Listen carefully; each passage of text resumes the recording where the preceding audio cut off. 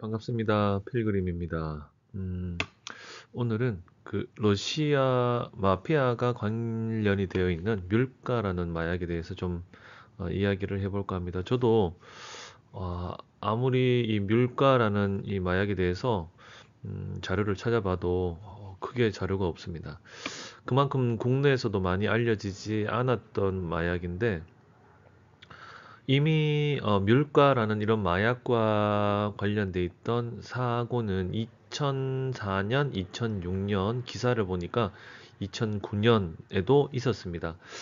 그리고 지난해 2023년 9월에 서울 용산구 한 아파트에서 경찰관이 이제 떨어져 죽는 추락해 죽는 일로 인해서 이 마약이 조금 더 최근에 이제 이슈가 됐습니다. 음, 마약이 문제가 뭐냐? 뭐 여러 가지가 다 문제죠. 그런데 어, 그 수사하는 입장에서는 이게 검사에 나와야지 이걸 했구나라는 걸 알 수 있잖아요. 그러나 뮬가라는 이 마약 자체가 이름도 생소한 데다가 우리나라에서는 크게 사용을 하지 않았던, 어쩌면 사용을 하고 있었지만 드러나지 않았던 이유는 이 뮬가라는 것을 걸러낼 수 있는 어, 말하자면 체크리스트가 없었던 거죠. 예. 그러니까 검사기가 있어야지 검사 약물에 이게 뮬가가 걸리는데 그것 자체가 없으니까 걸리지 않는 문제가 된 겁니다.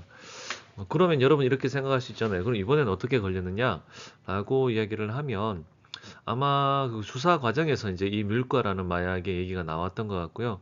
그리고 다음번에 제가 얘기를 하고 싶은 그 마약이 제가 한 8년 전쯤에 이 마약에 대한 얘기를 했는데 PCP라는 이제 마약입니다. 요 PCP라는 마약은 이제 이번에 나왔던 이 사건의 뮬가와 같이 나왔던, 국내에서는 아마 처음으로 나왔다는 얘기를 기사를 통해서 봤습니다.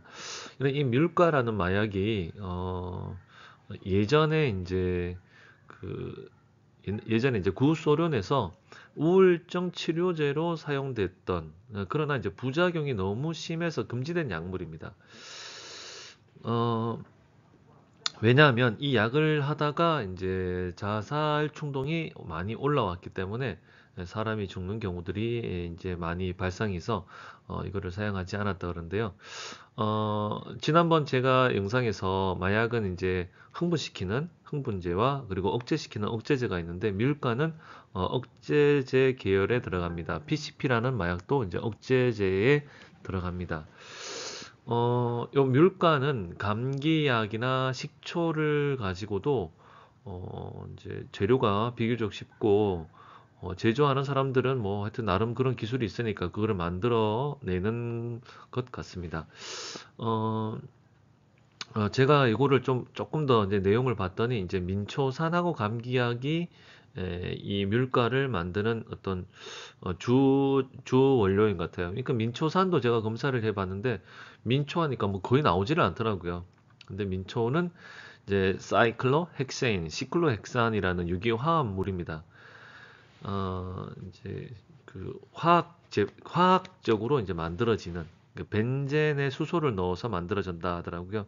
저는 이제 여기까지는 제가 잘 모르는 내용이다 보니까 문제는 이게 어쨌거나 벤젠 관련이 있으니까 이제 가연성과 마취 작용이 같이 나오는, 그래서 공업적으로 이 재료를 쓸 때는 막 나일론에 올려도 된다 하더라고요. 이게 이제 오랫동안 노출이 될 경우에는 피부에 염증이 생기고 이것을 마시게 될 경우에는 농도가 적을 경우에는 두통이 오는 정도지만 이제 농도가 많아질 경우에는 의식 장애가 온다 그럽니다. 그러니까 의식 장애라는 건 우리가 말하자면 일종의 이제 환각 작용이 오겠죠. 또는 이런 지금 말하는 억제 작용이 올 수 있는 겁니다. 여러분들 이제 이 뮬가는 어, 이것만 이제 하지를 않습니다. 마약이라는 게 대부분 그래요. 초기에 걸리지를 않는다. 이게 뭐 검사에도 안 나오니까 괜찮다라고 말하지만 이것만 해가지고 끝이라 그러면 사실 뭐 넘어갈 수도 있었을 수 있겠죠.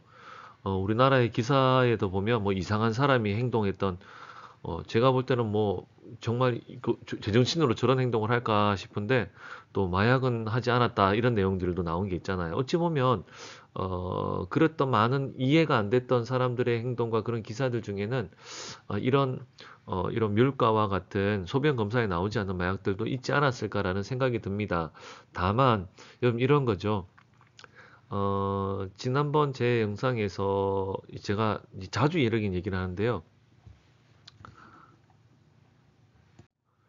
이 대마라는 거를 하게 되면 대마가 이제 게이트 드러그라고 해서 이제 약으로 들어가는 어떤 그 관문 또 다리 역할을 한다고 제가 지난번 강의에서 한번 얘기를 드렸었는데 뮬가도 마찬가지입니다.